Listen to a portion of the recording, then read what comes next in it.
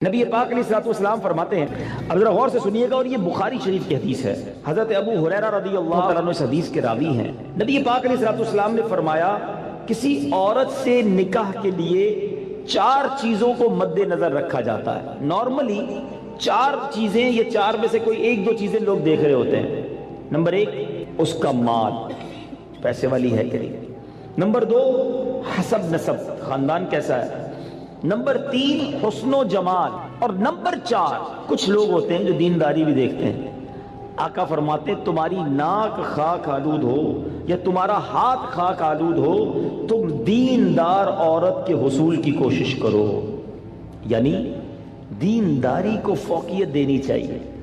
احادیث کا یہ مضمون بھی ملتا ہے کہ جو کسی عورت سے عزت کے لیے شادی کرے وہ ذلیل کر دیا جاتا ہے، کوئی دولت کے لیے شادی کرے وہ غریب اور فقیر کر دیا جائے گا، اور جو دینداری کے لیے شادی کرتا ہے اللہ اسے عروج، برکت اور خوشیاں عطا فرماتا ہے۔ تو موسٹ پریورٹی، پہلی ترجیح کیا ہونی چاہیے؟ یہ ہے تھوڑا سا مشکل، اصل میں یہ باتیں جو ہے نا نوجوانوں کو سمجھ نہیں آتی۔ جو شادی شدہ ہے نا، یہ شکل و صورت جو ہے نا، یہ اس کی اہمیت بعد میں بہت تھوڑی رہ جاتی ہے۔ آج نوجوان اور لڑکے لڑکیاں ایک امیجنیشن میں ضرور ہوتے ہیں کہ چہرہ کیسا ہو، خوبصورتی کیسی ہو، لیکن شادی کے کچھ عرصے کے بعد چہرے کی وہ اہمیت نہیں ہوتی جو اخلاق کی ہوتی ہے، جو کردار کی ہوتی ہے۔ خوبصورتی ہی سب کچھ نہیں ہے زندگی میں، ایک بات دل خوبصورت ہونا چاہیے، اس کے اندر اخلاق ہونے چاہیے، اور سب سے مین چیز دینداری ہے۔ اب میں یہاں جو بزرگ بیٹھے ہیں ان سے ایک بات کرنا چاہوں گا کہ چلے یہ تو لڑکوں کی خواہش، لڑکیوں کی بات ہو گئی، ماں باپ کی خواہش کیا ہوتی ہے؟ فیملی ممبر سے پوچھیں، کسی بزرگ سے پوچھیں، بھائی آپ کو اپنے بیٹے کی شادی کرنی ہے، بہو کیسی چاہیے؟ تو وہاں بھی یہی ہوگا، خوبصورت ہو، پڑھی لکھی ہو، سمجھدار ہو، گھر گرستی آتی ہو، خاندان بڑا ہو، بس یہ 4-5 چیزیں۔ آج رشتہ ڈھونڈتے وقت دینداری کون چیک کرتا ہے؟ آپ نے کبھی یہ سوچا؟ اب میں ایک بڑی عجیب بات کرنے جا رہا ہوں، علماء نے کتابوں میں یہ بات لکھی ہے کہ علماء فرماتے ہیں کہ اس نوجوان پر اپنی ہونے والی اولاد کا حق ہے جس کی ابھی شادی نہیں ہوئی۔ جی ہاں، جس کی شادی نہیں ہوئی نا، اس کی اپنی اولاد کا ایک حق ابھی سے اس پر ہے، اور وہ حق کیا ہے کہ وہ اپنی ہونے والی اولاد کے لیے اچھی ماں تلاش کرے، کیونکہ ماں ہی پہلی درسگاہ ہے۔ ماں ہی اچھی نہیں ہے، ماں ہی دیندار نہیں ہے، ماں ہی برے کاموں میں ہے، تو اس کی اولاد کی تربیت کیسی ہوگی؟ یعنی آپ نے اپنی ہونے والی اولاد کے ساتھ ظلم کیا اگر آپ نے ان کے لیے اچھی ماں تلاش نہ کی۔ سیدی غوث اعظم رضی اللہ تعالیٰ عنہ کی ہم نام کی مالا جپتے ہیں، غوث پاک کے غلام کہلاتے ہیں، سارے تقریباً قادری بیٹھے ہوں گے، پیرانے پیر کے چاہنے والے ہیں نا۔ غوث پاک کی شان کیا تھی؟ مدرسے میں گئے، قاری صاحب نے کہا پڑھو بسم اللہ الرحمن الرحیم، میرے غوث پاک نے بسم اللہ سے شروع کیا اور 18 پارے زبانی سنا دی۔ قاری صاحب نے کہا پہلا دن ہے مدرسے میں، پہلے دن تو بچہ بسم اللہ مشکل سے پڑھتا ہے، تم نے زبانی 18 پارے سنا دی، اور بھی سناؤ۔ کہ اتنی یاد ہے؟ کہ کدھر سے یاد کیے؟ کہ میں جب ماں کے پیٹ میں تھا، میری ماں 18 پاروں کی حافظہ تھی، ماں تلاوت قرآن کرتی تھی، ماں کے پیٹ میں ہی میں نے قرآن یاد کر لیا۔ وہ حافظہ تھی تو بچے کو برکت ملی نا۔ اب جو ماں فلمیں دیکھنے والی، گانے سننے والی، بے پردہ گھومنے والی، نمازیں قضا کرنے والی ہوگی، اس کے پیٹ میں جب بچہ ہوگا تو کیا اثر پڑے گا بچے پر؟ خاتون جنت بی بی فاطمہ، نبی پاک علیہ السلام کی شہزادی نے حسنین کریمین کو کیسے پالا ہے؟ یہ جنت کے پھول ایسے ہی نہیں ہیں۔ بی بی فاطمہ جب جھولا جھلاتی تھی تو قرآن کی آیتیں پڑھا کرتی تھی، بچپن سے قرآن سنا ہے حسنین کریمین کے کانوں نے۔ ہمارے بچے کیا سنیں گے اگر ماں دیندار نہ ہوئی؟ صرف خوبصورتی، صرف پیسہ، صرف جہیز۔ نہ کریں ایسا، وہ بچے بھی نہ کریں ایسا، اور ان کے ماں باپ بھی نہ کریں ایسا۔ سب سے پہلی چیز رشتہ کرنے سے پہلے جو دیکھنی ہے وہ اس کا عقیدہ دیکھو، اس کے ایمان کیسا ہے۔ بہت زبردست خوبصورت بھی ہے، پیسہ بھی ہے، جہیز بھی لائے گی، مگر اللہ رسول کے بارے میں عقیدہ اچھا نہیں ہے، اولیاء کے بارے میں کچھ اور سوچتی ہے، غوث پاک کی 11ویں منانے کو شرک سمجھتی ہے، اگر ایسی عورت ہے جو میلاد منانے کو جناب بدعت سمجھتی ہے، اگر ایسی عورت تمہارے گھر میں آ گئی جو صحابہ کرام یا اہل بیت اطہار کے بارے میں پورے خیالات رکھتی ہے، بتاؤ نا کس کام کا اس کا پیسہ، کس کام کی اس کی خوبصورتی جو میرے پورے گھر کے عقیدے کو برباد کر کے رکھ دے۔ اس باپ پر تف ہے اور اس نوجوان پر بھی تف ہے کہ جس نے شادی کرتے وقت یہ نہ دیکھا کہ میری ہونے والی جو بیوی ہے اس کا عقیدہ کیا ہے، اور پھر نماز پڑھتی ہے کہ نہیں، پردہ کرتی ہے کہ نہیں۔ ارے اگر بے نمازی اور بے پردہ عورت تمہارے گھر میں آتی ہے تو وہ کیا بچے کی تربیت کرے گی اور تمہارے آئندہ آنے والی نسلوں کا کیا ہوگا؟ اور اسی طرح جو میری بہنیں مجھے سن رہی ہیں اور وہ مائیں جو مجھے سن رہی ہیں، وہ والد جو مجھے سن رہے ہیں کہ جو اپنی بچیوں کے لیے رشتہ تلاش کر رہے ہیں، کیا دیکھتے ہیں؟ بچہ دکھتا کیسا ہے؟ ارے بھائی دکھنے میں کمزور ہوگا پھر بھی چلے گا، پیسے کس نے کماتا ہے یہ بتاؤ ہیں؟ خاندان کیسا ہے؟ اچھا پھر ہم 2-3 برائیاں چیک کرتے ہیں، یہ بھی بڑا عجیب معاملہ ہے۔ کیا چیک کرتے ہیں؟ شراب تو نہیں پیتا، جوا تو نہیں کھیلتا، نشہ تو نہیں کرتا، بس یہ 2-3 برائیاں ہی چیک کرنی ہے۔ یقیناً شراب پینا حرام ہے، جوا کھیلنا حرام ہے، نشہ کرنا اچھا نہیں ہے، لیکن نماز نہ پڑھنا کوئی گناہ نہیں ہے، سب سے بڑا گناہ ہے۔ اچھا پھر یہ تینوں چیزیں پتہ کیوں چیک کرتے ہم؟ اپنے دل سے پوچھو، گناہ ہے اس لیے یا لوگوں کو برا لگتا ہے اس لیے؟ خاندان کا نام خراب ہو جائے گا نا، کسی نشئی کو داماد بنا لیا، کسی شرابی کو داماد بنا لیا، اپنی بیٹی کسی جواری کے ہاتھ میں دے دی، لوگ کیا کہیں گے؟ اس لیے اللہ ناراض ہوگا اس کی فکر نہیں۔ اگر اس کی فکر ہوتی تو پہلے یہ چیک کرتے اس کا عقیدہ کیا ہے۔ ایسا بھی ہوا ہے، ہم نے دیکھا ہے کہ اپنے باپ نے اپنی بیٹی کو پردہ کرایا ساری زندگی، اولیاء کرام صحابہ کی محبت گھر میں تھی، اور ایسی جگہ بیٹی بیاہ دی کہ شادی ہونے کے بعد سسرال والوں نے کہا کہ پردہ ختم کرو، ہمیں پردہ اچھا نہیں لگتا، اور خبردار آئندہ اولیاء کرام کا نام لیا۔ اب باپ سر پکڑ کے روتا ہے، پتہ نہیں اپنی بیٹی کدھر دے دی۔ اب خیال آیا تمہیں، پہلے نہیں سوچنا تھا؟ رشتے میں سب سے پہلے عقیدہ ہے، مگر جو کسی کا آقا ہو اس کی تربیت ایسی کی جا رہی ہے تو مجھے بتائیے آج کا ملازم ہمارا غلام تو نہیں ہے نا؟ آج تو ہم نے اس سے ایک وقت کا اجارہ کیا ہے کہ جناب آپ 8 گھنٹے کے لیے میرے پاس آئیں گے اور پرٹیکولرلی یہ کام کریں گے، جو کام دیا میں اس سے وہ کام لے سکتا ہوں، نہ میرا وہ زر خرید غلام ہے، شام کو جا کر وہ کچھ بھی کرے اس کا میرا کوئی کانٹریکٹ ہی نہیں ہے۔ مگر اس کے باوجود جو آج ملازمین کے ساتھ سلوک کیا جاتا ہے، غلام کے ساتھ اچھا سلوک کرنے کا اسلام درس دیتا ہے، تو ملازمین کے ساتھ تو اس سے بڑھ کر اچھا سلوک کرنا ہوگا نا، کیونکہ وہ تو غلام بھی نہیں ہے۔ مگر آج غریب ملازمین کے ساتھ جس طرح بعض لوگ بیہیو کرتے ہیں، میں ایسا نہیں کہتا کہ سارے لوگ کرتے ہیں، ماشاءاللہ کچھ ہم نے دیکھا، چاہے وہ فیکٹری اونرز ہوں یا مالکان ہوں کاروبار کے، وہ بچوں جیسا سلوک کرتے ہیں، اور کرنا بھی یہی چاہیے۔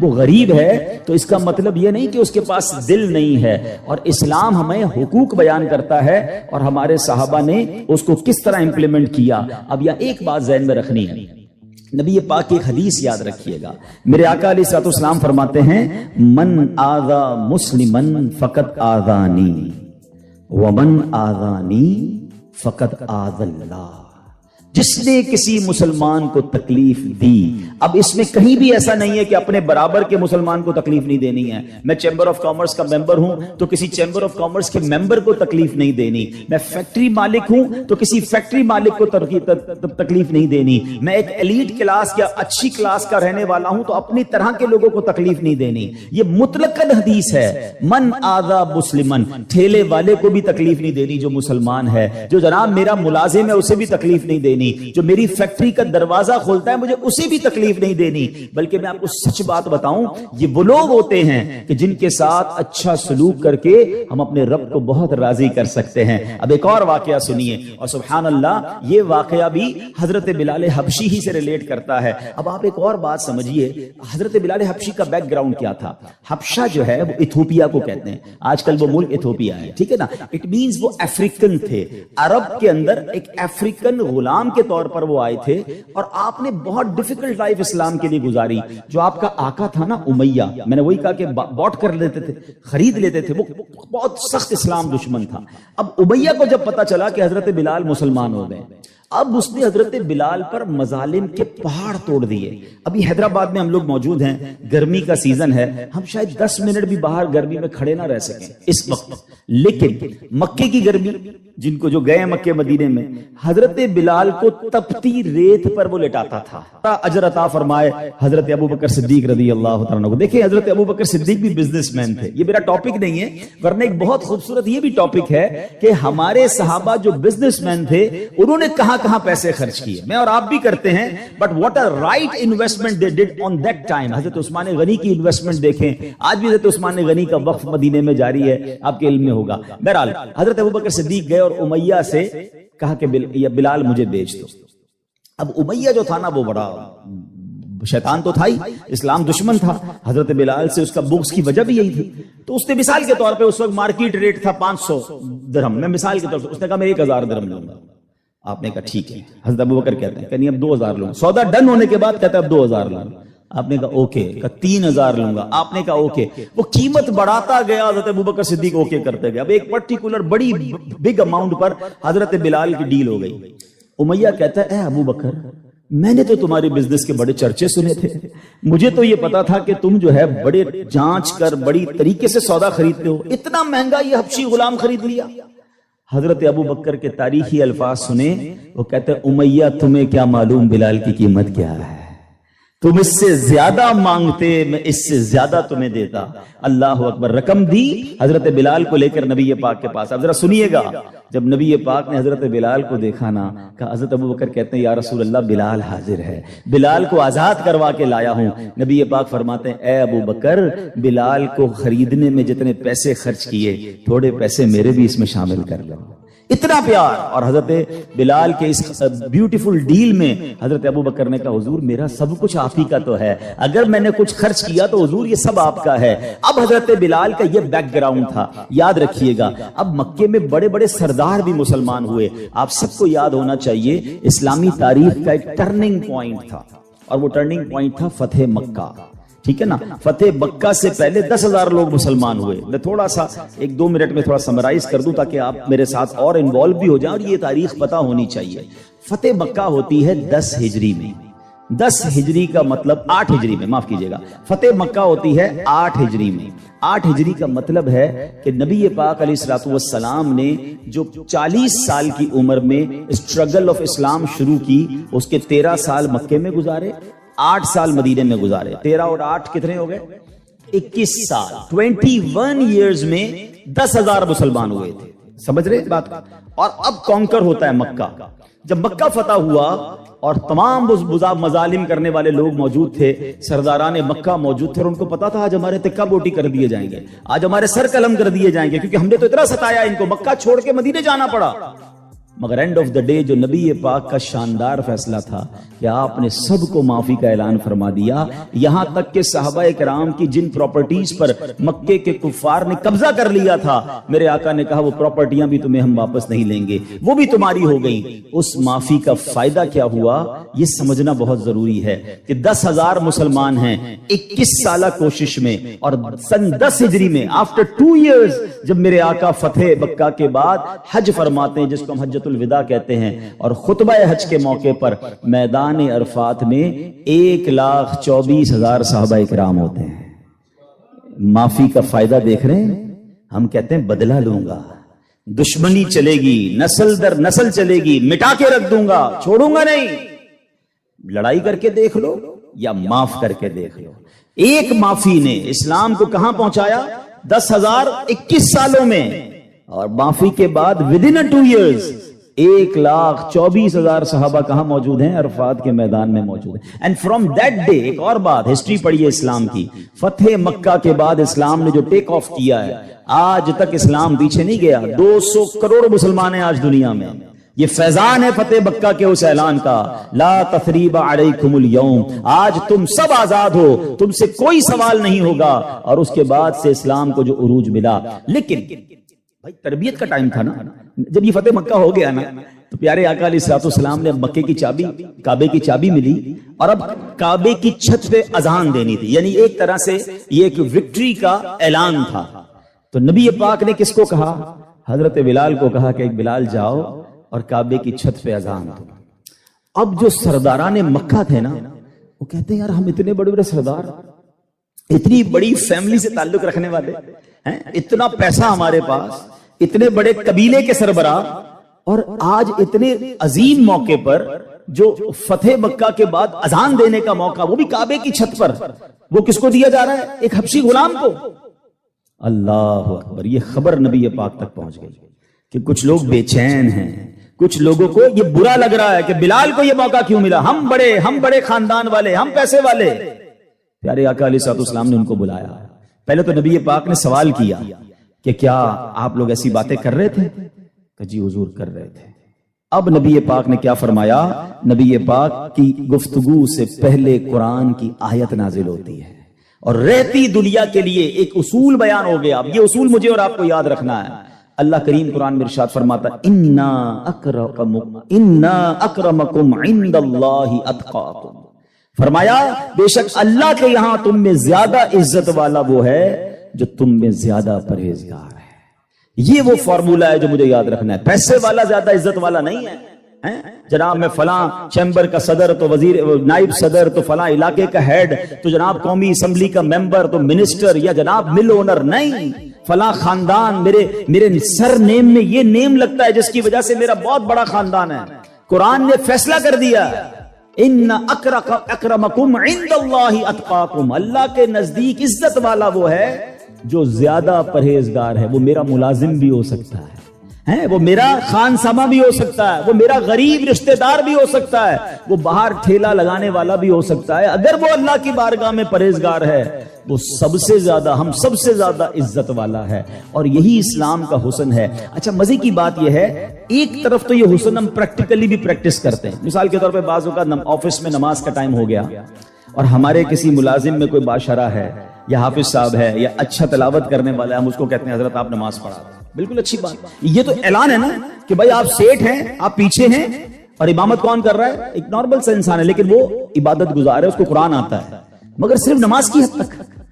امام صاحب نے نماز پڑھا دی، پھر جا کر اس سے وہی انداز اختیار کرنا ہے جو عام ملازمین سے کرنا ہے؟ نہیں، یہ فارمولہ ہمیں اسلام سکھا رہا ہے۔ تو یہاں میرا جو آج ٹاپک ہے کہ سیٹ اور ملازم میں فرق، یہ ہمیں نہیں کرنا ہے۔ ٹھیک ہے، کاروبار ہے، آپ اس سے کام لیں، آپ اس سے اجرت پر کام لے رہے، مگر آپ نے اسے خریدا نہیں ہے، اور اگر خرید بھی لیا ہے تو اس کے اوپر زیادتی کی اجازت نہیں ہے۔ مگر آج چونکہ غریب لوگ ہیں، بیچاروں کو جاب ملتی نہیں، تو جو منہ میں آیا کہہ دیتے ہیں، جس طرح ڈانٹنا ہے ڈانٹ دیتے ہیں، اور بعض اوقات تو گالیاں نکالتے ہیں۔ مجھے یاد ہے ایک صاحب مجھے ملے اور مجھے جو ہے وہ میں نے پوچھا، ایسے تھوڑا سا کلوز تھے کہ یار آپ کی سیلری کتنی ہے؟ اب یہ تھوڑی چند سالوں پرانی بات ہے، He's not that much professional، normal سا انسان تھا، منشی ٹائپ کے جیسے ہوتے ہیں، تو کہتے ہیں 80,000 تنخواہ ہے۔ میں نے کہا ماشاءاللہ تنخواہ تو اچھی ہے۔ تو کہتے ہیں 40,000 کام کے ہیں، 40,000 گالیوں کے ہیں۔ تو میں حیران ہو گیا، کہتا صبح سے شام گالیاں سنتا ہوں بھی بھائی، کیا کروں، غریب آدمی ہوں، پیسے اچھے ملتے ہیں اس لیے چھوڑ نہیں سکتا۔ اب میں نے سوچا کہ وہ جو مالک ہے، وہ جو سیٹ ہے، وہ قیامت کے دن کیا جواب دے گا؟ کیا پیسے دے کر گالی دینے کی تمہیں اجازت مل گئی ہے؟ کیا ذلیل کرنے کی اجازت مل گئی؟ ایسا نہ کریں پلیز۔ ہمارا اسلام ہمیں بہت خوبصورت مساوات کا درس دیتا ہے، اور غریب لوگ تو زیادہ ڈیزرو کرتے ہیں انہیں پیار کرنے کا۔ نبی پاک علیہ الصلوۃ والسلام کو اب میرے